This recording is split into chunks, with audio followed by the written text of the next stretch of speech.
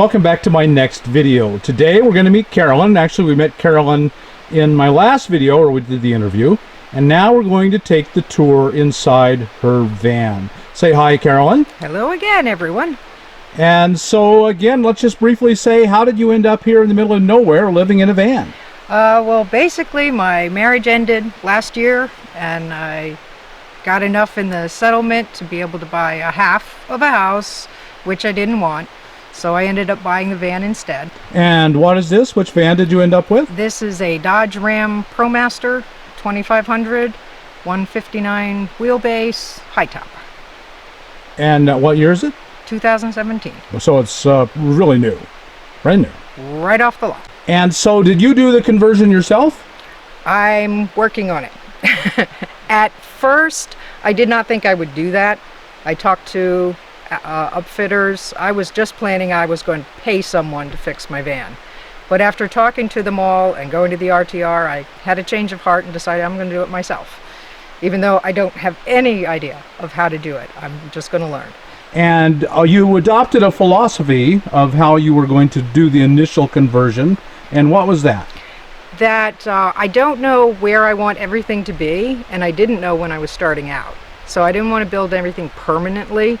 So I did a temporary build. All of this can come down when I get my solar and I have to run the wiring and all that.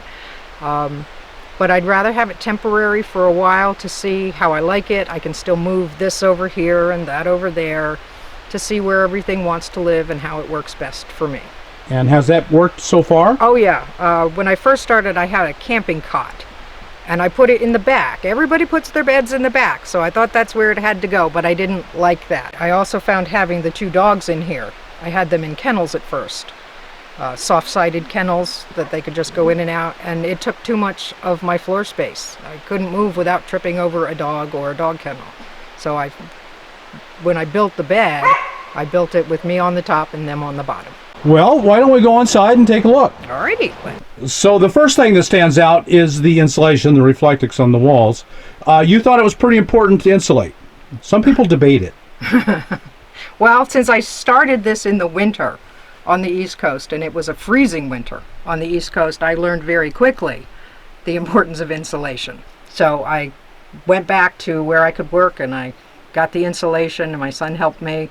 I've got the 1-inch foam boards, the polyiso insulation in every recess around the van and on the floor, and then I covered it over with the rolls of reflectix. And do you mind the silver showing? Is that an issue? I think eventually I would like a wall, you know, paneling, probably like a melamine finish or even a cloth. I'm not big into putting 2 tons of wood in here because you have to pay for the gas to drive that all around. You started out in the winter and you found the vehicle to be too cold, and that's what compelled you to first get insulation. Right. And has it made much difference? Oh yeah. I still work on temperature issues in here. Now that it's summertime, of course, it's very hot. Right. And I'm kind of all closed in here with foil. And with the dogs, I can't keep the doors open. So I don't have a fan yet. So it does get pretty hot in here. And so what were you using for heat? I mean, you were here in the winter and it could be really cold on the East Coast. Yeah, I did get a Mr. Heater Buddy, the medium-sized one, and that's good, but without the van being insulated, you turn it on, it warms things up, you go back to bed, and a half an hour later it's freezing again. Right. Because the heat just leaves. So once I did the insulation, I find the heat stays in better, obviously. And I thought what you did with the reflectix over the doors was really brilliant. Can you show us here in back? Sure. This is easier in the back. I wanted a way to be able to put the reflectix down without permanently attaching it to the door, both here and on the sliding doors. So what I've done is, this is just a roll that's cut to fit here. And I tie it up. And when I want to put it down, it will roll all the way to the floor when I move that. Right. Cover that hole. And it's just held up here with spring clips. Oh man, that is such a brilliant idea, and I don't believe I've seen that done before exactly that way. I built this bed. My son helped with some of the power tool issues. I had this fencing for the dog's backyard fence. This is all 2x3 fir boards that we just screwed together. There's melamine on the bottom because the dog hair kind of accumulates underneath the mattress here. Right. So I put melamine down in there to make it easier to sweep out. And then there's some birch plywood for the top of the bed. Mm-hmm. And the rest is all just the 2x3s. And I had a queen size mattress from my house, a nice Thermarest mattress that obviously I couldn't fit in here. So I cut it in half, and the top half became mine, the bottom half became theirs, and I'm very comfortable on here. It's a really comfortable bed. I sleep very well. Well, this is a bag I haven't quite figured out where to put yet. This has winter clothes and an old blanket, which I needed to survive the winter. These are more dog blankets. And then I have 2 of these Walmart 3-drawer long ones, and I have 2 of the Walmart shorter ones. And I just keep clothing in here. And then this is my clothing allotment. If I bring more in, I have to take something out. So all your clothes fit in those All 3 my drawers. clothes fit in these 3 drawers, except for the winter coats and stuff. This one, I have all my dog gear in the top. And then assorted tools and tape and rope and tie downs. And then in here is my camping stuff, my propane, my butane, fire starters, things for outdoor. Over here is all my food, so it's convenient to the table. You'll probably notice the lack of meat and dairy. I'm vegan, so I don't need refrigeration so far. I keep fruits and vegetables up here, and then down here I've got sauces, beans, and my quinoa, dried beans, things like that in there, and rice. Well, with most vegans eat a lot of produce, fresh produce, and that's helpful to have refrigeration. It can be, yeah. What I've been doing is just buying a couple days worth at a time. I found this bowl clearance at Walmart, and of course if you set anything on here, it's just going to go flying around. So I drilled a couple of holes in it and tied it with paracord. There's a handle back here, just the table handle, to keep it from falling around. I took some of the lighter things, and I have these bags, those lingerie wash bags that I find very useful. I just use some, I got these at Walmart, and they have rings attached to them. I take the rings off and feed them through the boards that are just held with zip ties. So you can't put anything heavy on these, but it's enough to keep some of the light stuff off. Toiletries, obviously, so if I'm going for a shower, I can just take this bag, and I keep my towels under here.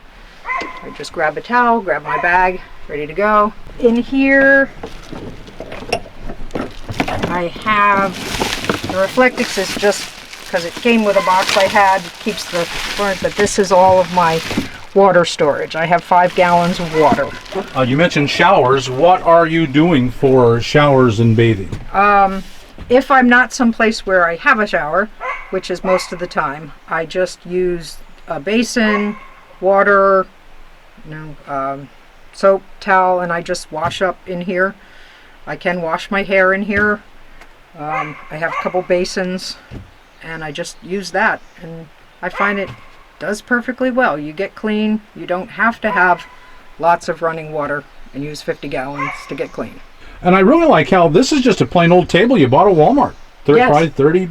Like 34 bucks or something. Yeah. And it fit. I had to measure, the bed and the table so they would both fit.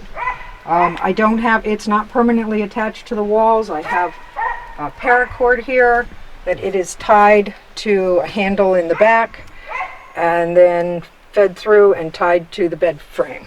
Ah. So it's not going anywhere. And of course, one must have their porta potty.